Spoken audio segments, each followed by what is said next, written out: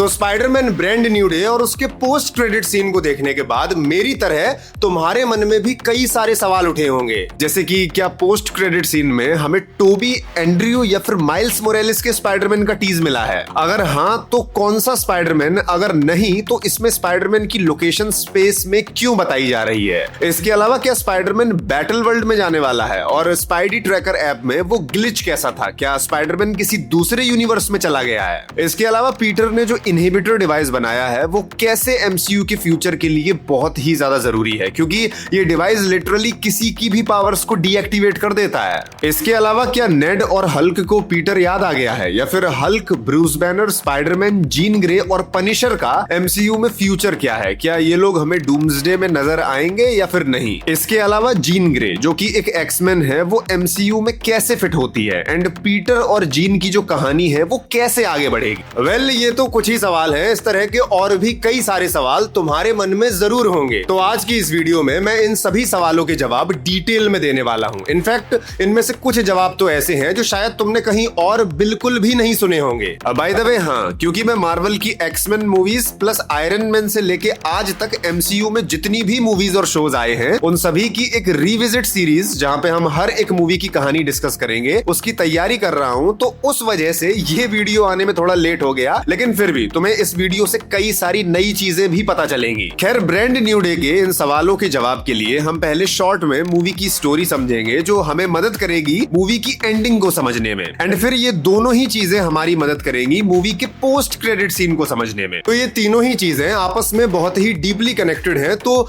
Video को कहीं पे भी स्किप मत करना, वरना कंफ्यूजन हो सकता है। तो अब इस वीडियो को लाइक करके आराम से बैठ जाओ और इस एक्सप्लेनेशन को एंजॉय करो। तो नो वे होम की एंडिंग में डॉक्टर स्ट्रेंज के मंत्र की वजह से सब लोग न सिर्फ ये भूल गए थे कि पीटर पार्कर ही स्पाइडरमैन है, बल्कि ये भी भूल गए थे कि पीटर पार्कर नाम का कोई एग्जिस्ट भी करता है। लेकिन इस मंत्र से पहले पीटर एमजे और नेड से बोलता है कि भले ही तुम लोग मुझे भूल जाओ, लेकिन मैं तुम्हारे पास आऊंगा, तुम्हें याद दिलाऊंगा कि मैं कौन हूँ। जिसपे एमजे कहती है कि अगर तुम नहीं भी आए ना तो मैं खुद तुम्हें ढूंढ लूंगी और सब कुछ तुमसे पूछ के, तुमसे डिस्कस करके हम लोग सब कुछ याद कर लेंगे। अब ये एमजे वाली लाइन मैं इसलिए बता रहा हूँ क्योंकि मूवी में एक सीन ऐसा है जब ये लाइन बहुत ही ज्यादा हिट करती है। तो नो वे होम के इवेंट्स के बाद अब काफी वक्त बीत चुका है। पीटर अकेला अपनी दुनिया में रहता है एंड अपने फ्रेंड्स पे वो ऑनलाइन नजर रखता है कि उनकी लाइफ में क्या चल रहा है। अब स्पाइडरमैन बनके उसने कई सारे विलन्स को हरा रखा है एंड न्यूयॉर्क को सुरक्षित भी कर रखा है, जहां उसने द हैंड ऑर्गेनाइजेशन को भी हराया है एंड अरेस्ट करवाया है।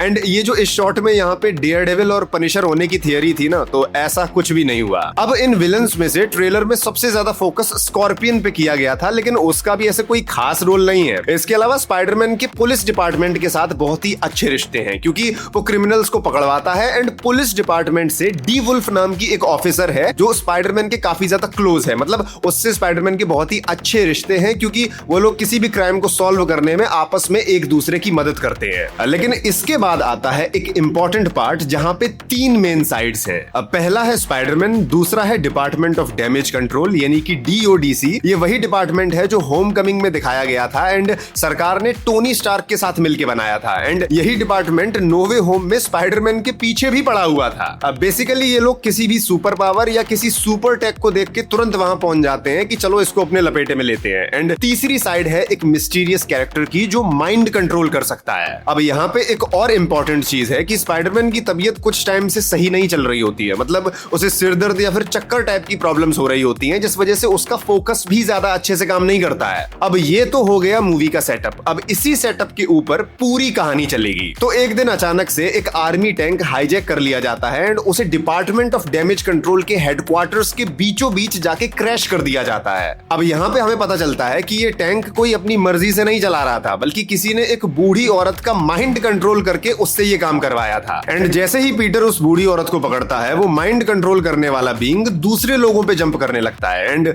इवेंचुअली वो कैरेक्टर स्पाइडरमैन के दिमाग में भी घुसने की कोशिश करता है, जहां हमें आंट में और पीटर की एक बहुत पुरानी मेमोरी दिखती है। लेकिन क्योंकि पीटर के पास सुपर पावर्स है, वो मजबूत है, तो वो उस माइंड कंट्रोल करने वाले बीइंग को अपने दिमाग में हावी नहीं होने देता है, उसे निकाल के फेंक देता है। लेकिन तब तक दूसरी तरफ वो tank department of damage control की बिल्डिंग के बीचों बीच फट जाता है। अब इस माइंड कंट्रोल वाली चीज को विटनेस करने के बाद पीटर येलेना से मिलने जाता है, क्योंकि येलेना एक ब्लैक विडो है और रेड रूम में भी ब्लैक विडोज को माइंड कंट्रोल करके ही रखा जाता था। लेकिन येलेना उसे समझाती है कि ये मामला रेड रूम जैसा नहीं है, यहाँ पे ऐसा लग रहा है कि जैसे कोई लोगों को वश में कर रहा है। इसके अलावा पीटर को यह भी पता चलता है कि ये मिस्टीरियस कैरेक्टर बार बार डीओडीसी के सर्वर्स को हैक करके उनमें वीमैक्स नाम की किसी चीज को सर्च करता है एंड इसी के लिए वो डीओडीसी के पीछे पड़ा हुआ है। अब इसके बाद स्पाइडरमैन सीधा डिपार्टमेंट ऑफ डैमेज कंट्रोल जाता है एंड वहां के हेड से मिलता है। अब वो हेड बोलता है कि ये मिस्टीरियस बंदा हमारे पीछे पड़ा हुआ है, लेकिन क्योंकि ये तुम्हारे माइंड को कंट्रोल नहीं कर सकता है तो प्लीज तुम इसको पकड़ के लाओ। इसके बाद पीटर वहां के हेड से पूछता है कि वीमैक्स क्या है, तो वो हेड बहाना बना देता है कि हमें नहीं पता वीमैक्स क्या है एंड स्पाइडरमैन वहां से चला जाता है। अब क्योंकि पीटर अपने दोस्तों पे नजर रखता है तो वो एक दिन नेड का पीछा करते करते उसकी घर की पार्टी में एंटर कर जाता है,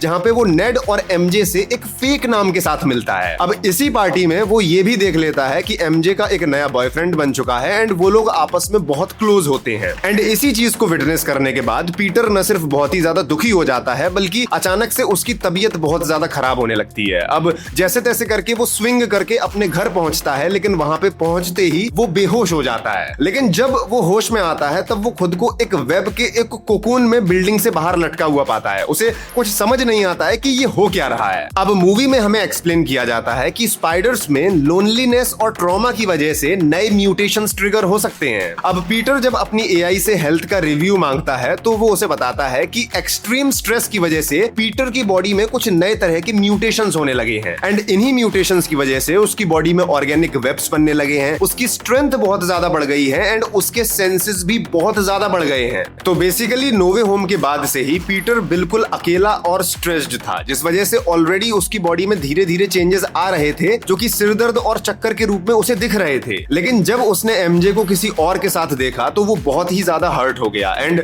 ये वो ट्रिगर पॉइंट बना जब उसकी म्यूटेशंस उस पे पूरी तरह से हावी हो गई। अब इस चीज के सॉल्यूशन के लिए वो ब्रूस बैनर के पास उसका नकली स्टूडेंट बन के जाता है और अपना नाम नेड लीड्स बताता है। अब पीटर उससे पूछता है कि क्या ऐसा हो सकता है कि कोई अपने अंदर की कुछ म्यूटेशंस को बाहर आने दे और कुछ म्यूटेशंस को सप्रेस कर दे, जिसके जवाब में ब्रूस बैनर बोलता है कि ये थियोरेटिकली तो पॉसिबल है लेकिन प्रैक्टिकली ऐसा कर पाना बहुत ही ज्यादा मुश्किल है। जिसके बाद पीटर अपना पूरा दिमाग लगा के एक ऐसा यूनिवर्सल इनहिबिटर डिवाइस बनाता है जिसको गले पे लगाने से पावर्स को सप्रेस किया जा सकता है। पहले कुछ अटेम्प्ट्स में वो फेल हो जाता है लेकिन इवेंचुअली वो एक ऐसा सक्सेसफुल डिवाइस बना ही लेता है। अब समहाउ वो मिस्टीरियस कैरेक्टर पीटर पार्कर और एमजे से रिलेटेड इंफॉर्मेशन निकाल लेता है एंड एमजे का माइंड कंट्रोल करके उसे बिल्डिंग से टपका देता है, जिसके बाद स्पाइडरमैन बड़ी मुश्किल से उसे बचा पाता है एंड इस खतरे से प्रोटेक्ट करने के लिए अब वो एमजे को पनिशर के पास पहुंचा देता है। अब इन सभी इवेंट्स के बीच ये 4 इंपॉर्टेंट चीजें होती हैं। पहली कि पीटर को उस मिस्टीरियस कैरेक्टर का फेस पता चल जाता है जो ऑब्वियसली तुम्हें पता ही है कि सेडी सिंक है एंड कैरेक्टर का नाम है जीन ग्रे। दूसरी कि एमजे को पीटर का वो लिखा हुआ लेटर मिल जाता है जो उसने नोवे होम की एंडिंग में लिखा था कि ये सब बातें एमजे और नेड को पढ़ के बताऊंगा। अब इस वजह से एमजे को पीटर की शक्ल भी पता चल जाती है और अपनी और पीटर की पूरी हिस्ट्री भी पता चल जाती है। लेकिन यहाँ पे पीटर का और हम सभी का दिल बहुत जोर से टूटता है क्योंकि एमजे बोलती है कि आई रिस्पेक्ट यू लेकिन मैं तुमसे प्यार नहीं करती हूँ क्योंकि मुझे कुछ याद ही नहीं है, मुझे बस बातें पता है, कुछ याद नहीं है, मेरे अंदर कोई इमोशंस नहीं है। अब इस सीन को देख के नोवे होम का वो सीन बहुत जोर से हिट करता है जब एमजे पीटर को बोलती है कि अगर तुम मुझे ढूंढने नहीं भी आए तो मैं तुम्हें ढूंढ लूंगी और हम सब लोग एक बार फिर से साथ में हो जाएंगे। अब इस सीन को देख के एमजे पे गुस्सा भी आती है कि भाई क्या कर रही है तू, पहले तो तू बड़ी बड़ी बातें मार रही थी और जब तुझे अब सब कुछ पता चल गया है कि वो कौन है तो कह रही है कि मैं तुमसे प्यार नहीं करती हूँ। लेकिन खैर उसकी भी गलती नहीं है क्योंकि उसके अंदर कोई मेमोरी ही नहीं है। तब तो उसने जोश जोश में बोल दिया था, लेकिन जब कोई मेमोरी ही नहीं है तो वो भी क्या कर ले। फिर इसके बाद तीसरी चीज कि पीटर अपनी एआई की मदद से ये क्रैक कर लेता है कि जीन ग्रे को अगर एक इंसान से दूसरे इंसान के माइंड में जंप करना है तो उनके बीच का डिस्टेंस एटलीस्ट 33 फीट का तो होना ही चाहिए, वरना वो जंप नहीं कर पाएगी।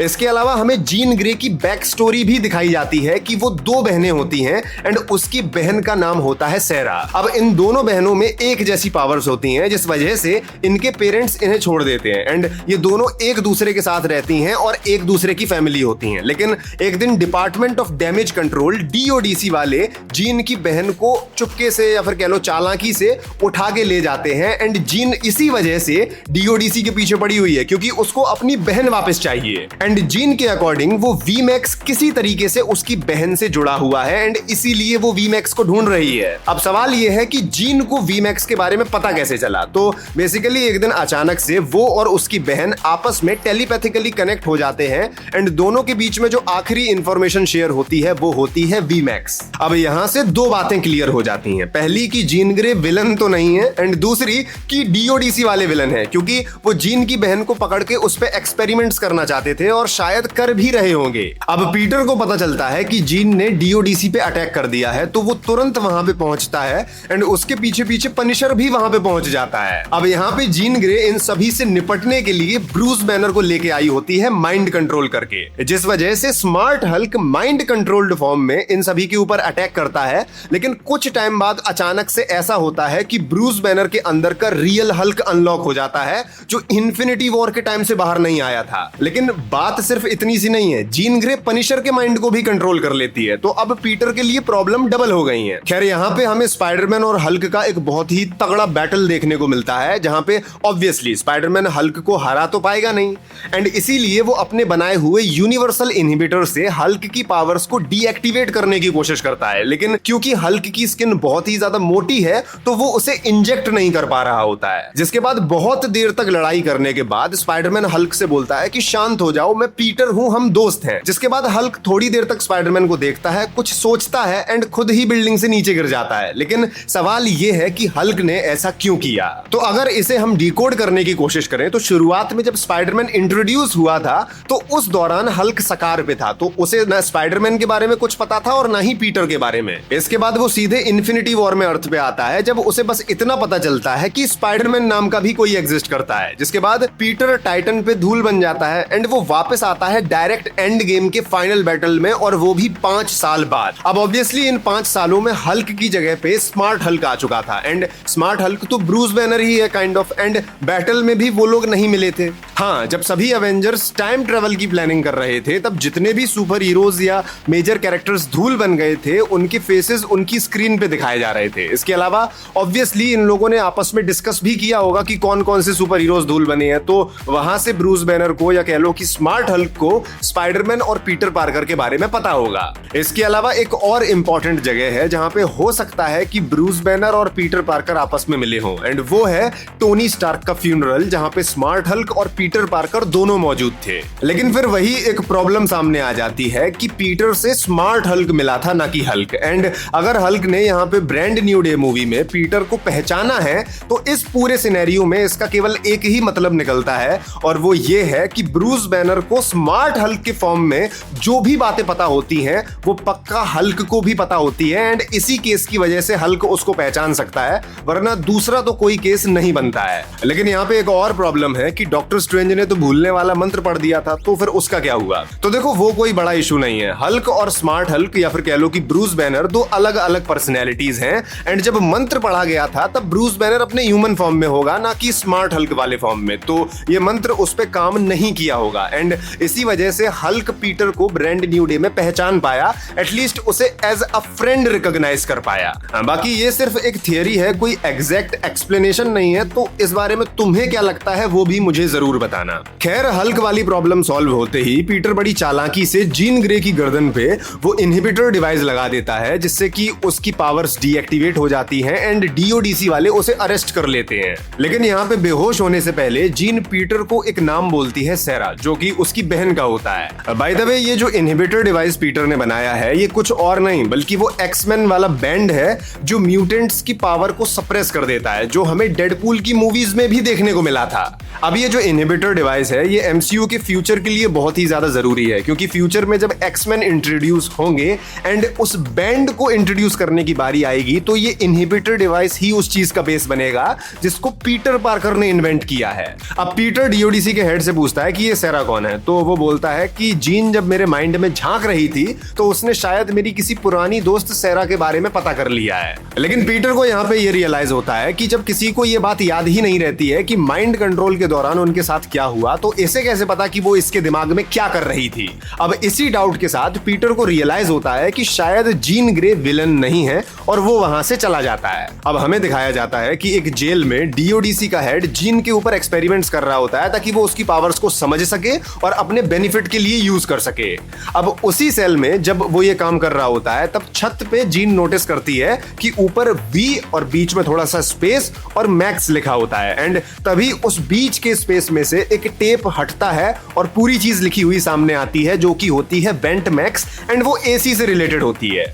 एंड इसी के साथ जीन को हिट करता है कि शायद लास्ट टाइम उसकी बहन से जो उसका वी मैक्स का मैसेज शेयर हुआ था वो यही था, यानी कि डीओडीसी उस पे भी इसी जगह पे एक्सपेरिमेंट्स कर रही थी जिस वजह से शायद उसकी बहन टपक चुकी है। एंड इसी दौरान स्पाइडरमैन भी पीछे से आ रहा होता है जेल में जीन को छुड़ाने के लिए। अब इसी मोमेंट पे जीन वापस से पूरे कंट्रोल में आ जाती है एंड इस बार बहुत एक्सट्रीम गुस्से की वजह से उसकी पावर्स का एक बहुत ही बड़ा हिस्सा अनलॉक हो जाता है, जिससे कि एक बार में ही बहुत बड़े हिस्से में, बहुत बड़ी एरिया में बहुत सारे लोगों का एक बार में ही वो माइंड कंट्रोल कर पा रही होती है। एंड ये जो रेडियस होता है वो धीरे धीरे बढ़ता भी है, जैसे वांडा विजन सीरीज में वांडा का जो हेक्स फील्ड था ना वो भी धीरे धीरे कैसे बढ़ता था, तो वैसे ही बिल्कुल यहाँ पे जीन की पावर्स की जो एरिया है, जो रेडियस है, वो भी बढ़ता है। अब क्योंकि पनिशर इस पूरे रेडियस के बाहर होता है एंड इस बहुत ही अजीब सी चीज को विटनेस करता है, तो वो तुरंत एक बहुत बड़ी सी गन लेके कहीं निकल पड़ता है। अब पीटर जैसे तैसे करके जेल में एंटर करता है एंड वहां पे उसे रियलाइज होता है कि डीओडीसी वाले बड़े बेकार किस्म के लोग हैं। उन्होंने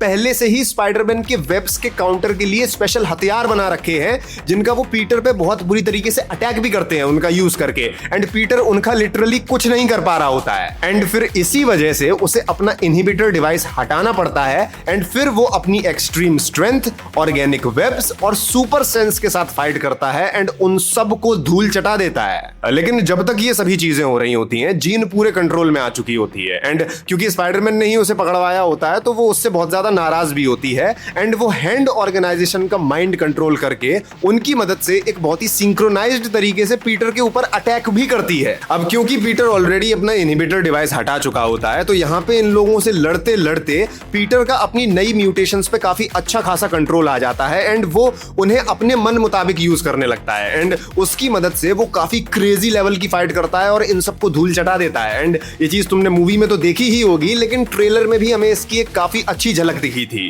खैर, इसके बाद पीटर उस बिल्डिंग के अंदर एंटर करता है जहां पे जीन को समझाने के लिए वो उसे अपने माइंड के अंदर जाने देता है। अब यहाँ पे उसकी एक बहुत ही खास मेमोरी होती है, जब पीटर को भी शुरू में नई नई पावर्स मिली थी बिल्कुल जीन की ही तरह, तब उसका माइंडसेट भी बिल्कुल जीन की जैसा ही था एंड उसे भी अकेला महसूस होता था। एंड इस स्पेशल मेमोरी में आंट में पीटर को इन चीजों को कैसे फेस करना है उसके लिए मोटिवेट कर रही होती हैं, लाइफ लेसन्स दे रही होती हैं। अब क्योंकि जीन का मेंटल स्टेट भी बिल्कुल पुराने पीटर के जैसा होता है तो वो खुद को पीटर की जगह पे पाती है एंड फिर आंट में की एडवाइस को रिसीव करती है, जिसके बाद उसकी बुद्धि थोड़ी खुलती है, जिसके बाद ब्रेन के अंदर ही वो पीटर से मिलती है एंड वो दोनों आपस में बात करते हैं, एक दूसरे को सहारा देते हैं, बोलते हैं कि हम दोनों हैं एक दूसरे के पास। एंड इसी का जो काइंड ऑफ ये जो रोमांटिक जर्नी इनकी शुरू हो रही होती है ना, इसी मोमेंट पे पीटर का स्पाइडर सेंस कुछ सेंस करता है। बेसिकली पनिशर ने दूर से जीन को एम करके शूट कर दिया होता है, लेकिन पीटर उसे बचाने के लिए खुद पे वो अटैक ले लेता है एंड घायल हो जाता है, जिसके बाद उसे तुरंत हॉस्पिटल ले जाया जाता है। अब कुछ टाइम बाद दिखाया जाता है कि पीटर हॉस्पिटल में एडमिट है, पनिशर को उसकी आइडेंटिटी पता चल चुकी है, लेकिन जीन ने अपने माइंड कंट्रोल की पावर से किसी और को ये बात पता नहीं चलने दिया है। इसके अलावा क्योंकि पीटर बहुत ही ज्यादा घायल था तो उसे टपकने से बचाने के लिए वो पीटर के माइंड को कंट्रोल करके पीटर के बदले सांस ले रही होती है एंड ये चीज एक बहुत ही ज्यादा खूबसूरत मोमेंट था।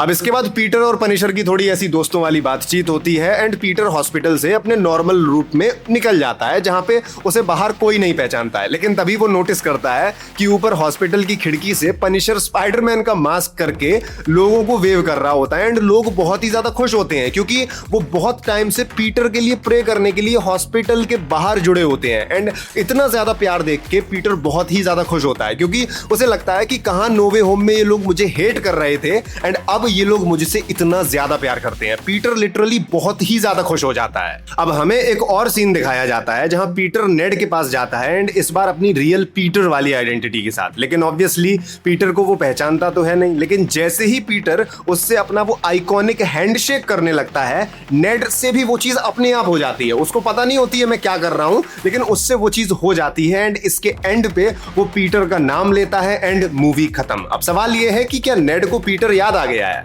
तो देखो, ये चीज मेकर्स ने ऑडियंस के ऊपर ही छोड़ दी है कि वो इसे अपने हिसाब से कैसे इंटरप्रेट करते हैं।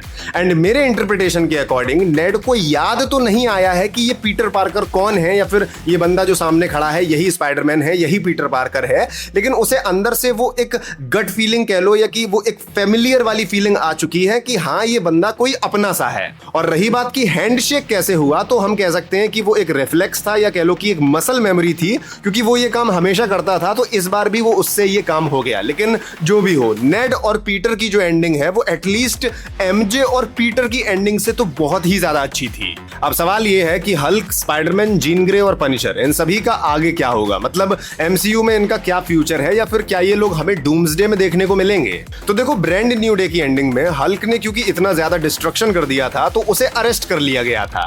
अब अगर अरेस्ट के बाद ईमानदारी दिखाई गई तो उसे राफ्ट प्रिजन में भेज दिया जाएगा, जहां पे ऑलरेडी लीडर और रेड हल्क कैद हैं। लेकिन अगर ये डीओडीसी वालों ने चालाकी दिखाई तो वो लोग उसे अपने अंडर भी ले सकते हैं ताकि वो उसके ब्लड से एक्सपेरिमेंट कर पाए। तो इन दोनों ही कंडीशंस में अगर डूम्सडे में शामिल होने के लिए उसे कोई स्पेशली ढूंढता हुआ आए तब तो वो आ सकता है, नहीं तो डूम्सडे में उसके दिखने के चांसेस बहुत कम है। इसके बाद रही बात पनिशर की, तो वो इतना ज्यादा बड़ा कैरेक्टर नहीं है कि उसे डूम्सडे में स्क्रीन टाइम मिल ही जाए, तो उसके भी डूम्सडे में दिखने के चांसेस बहुत कम है। मोस्ट प्रोबेबली वो सीक्रेट वॉर्स में आएगा। इसके बाद रही बात जीन ग्रे की, तो उसे तो डीओडीसी वालों ने एक क्रिमिनल घोषित कर रखा है एंड उसके बारे में स्पाइडरमैन के अलावा कोई और जानता भी नहीं है, तो उसके भी डूम्सडे में आने के चांसेस बहुत कम है। लेकिन क्योंकि डूम्सडे में एक्समैन भी आ रहे हैं तो इसके आने के चांसेस मुझे 50-50 लगते हैं। लेकिन फाइनली अगर बात करें स्पाइडरमैन की, तो वो अब फिट है, न्यूयॉर्क में है, किसी भी प्रॉब्लम में नहीं फंसा हुआ है। इनफैक्ट वो अब येलेना के कांटेक्ट में आ चुका है, जो डूम्सडे में थॉर के कांटेक्ट में आने वाली है। तो पूरी पॉसिबिलिटी है कि वो डूम्सडे में आएगा। बाकी इस बारे में तुम्हें क्या लगता है? इसके अलावा अब अगर बात करें पोस्ट क्रेडिट सीन की, तो वो मैंने तुम्हें ऑलरेडी अपने एक शॉर्ट्स में एक्सप्लेन कर दिया था, लेकिन यहाँ पे अब और भी ज्यादा डिटेल में एक्सप्लेन कर देता हूँ। तो मूवी में हमने देखा कि नेड ने एक स्पाइडर ट्रैकर ऐप बनाया है जो स्पाइडरमैन की रीसेंट साइटिंग्स के डेटा को एनालाइज करके स्पाइडरमैन की करंट लोकेशन बताने की कोशिश करता है। It's like a calculated guess. For example, मान लो कि स्पाइडरमैन को अभी दिल्ली में देखा गया एंड वहां पे जो स्पाइडी ट्रैकर ऐप के यूजर्स होंगे वो इनपुट डालेंगे कि अरे भाई, दिल्ली में स्पाइडरमैन को देखा गया है। सिमिलरली अगर वो नोएडा में देखा जाए या फिर गुड़गांव में देखा जाए या फिर ऐसे ही किसी और सिटी में देखा जाए, तो यही सेम चीज रिपीट होगी। लोग अपना डेटा उस ऐप के अंदर इनपुट करेंगे एंड ये भी इनपुट करेंगे कि वो किस विलन से लड़ते हुए देखा गया है। अब इस बेसिस पे न सिर्फ स्पाइडी ट्रैकर ऐप स्पाइडरमैन की करंट लोकेशन बताएगा कि अरे दोस्तों देखो, स्पाइडरमैन यहां पे देखा गया है, बल्कि फ्यूचर लोकेशंस को भी प्रिडिक्ट करने की कोशिश करेगा इस बेसिस पे कि स्पाइडरमैन फ्रीक्वेंटली कहां कहां देखा जाता है या फिर किस तरह की जगह पे देखा जाता है एंड किन विलन्स के साथ देखा जाता है। अब यहां पे एक बहुत ही इंपॉर्टेंट चीज है जो हमें ध्यान रखनी है कि स्पाइडरमैन कोई रेडिएशन या सिग्नल तो छोड़ नहीं रहा है अपनी बॉडी के अंदर से कि उसे डिटेक्ट करके ये ट्रैकर बताता है कि स्पाइडरमैन यहां पे है। बेसिकली स्पाइडरमैन की लोकेशन के लिए किसी ना किसी को ऐप में ये इनपुट जरूर करना पड़ेगा कि स्पाइडरमैन को यहां देखा गया है। अब पोस्ट क्रेडिट सीन में ट्रैकर बोलता है कि स्पाइडरमैन की लोकेशन अननोन है एंड फिर जूम आउट होकर दिखता है कि स्पाइडरमैन की लोकेशन कहीं अर्थ के बाहर स्पेस में है।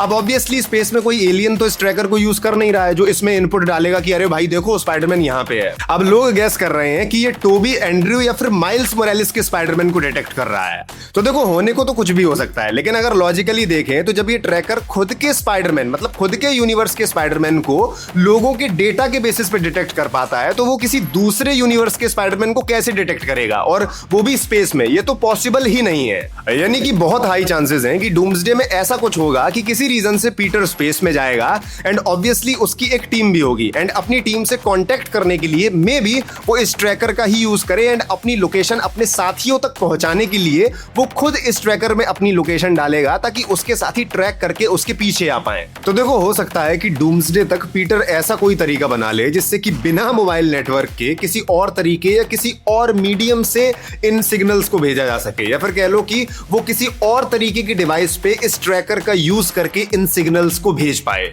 I mean Peter Parker is a genius, वो अगर चाहे तो ऐसा मॉडिफिकेशन कर सकता है। बाकी ये भी सिर्फ एक थियरी है एंड इसके बारे में तुम्हें क्या लगता है मुझे कमेंट्स में जरूर बताना। बाकी ये था मेरी तरफ से स्पाइडरमैन ब्रांड न्यू डे पर एक डिटेल्ड वीडियो। आई होप कि तुम्हें पसंद आया होगा। बाकी मिलते हैं किसी और वीडियो में, तब तक के लिए बाय।